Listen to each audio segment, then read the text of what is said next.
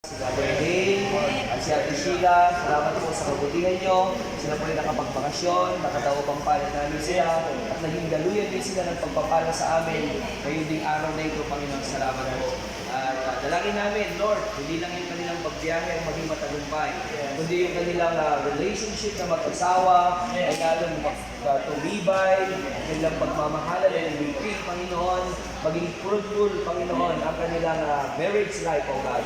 Kasama ang kanilang mga anak, Panginoon. Pinagpala niyo na po sila ng karunungan ng mga anak at naniniwala kami na sila man din mag-enjoy sila sa bunga ng kanilang mga pagtatanim, mga pag-offer, Panginoon, sa iyong gawain. Lord, salamat sa kalakasan. We pray, Lord, na bigyan niyo sila ng masiglang pangangatawan. Amen. Healing, Panginoon, sa kanilang mga pisikal. Mula ulo hanggang talampakan, pinapadali namin ang kagalingan, ang kapangyarihan mo, Panginoon. At Lord, salamat sa pagsama niyo sa kanila.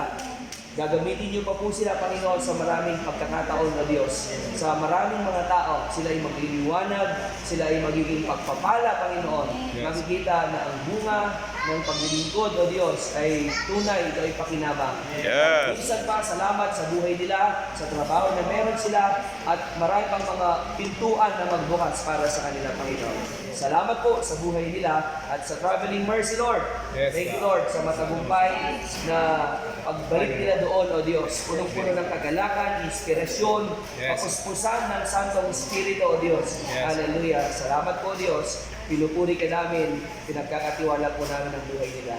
In Jesus' mighty name we pray. Amen.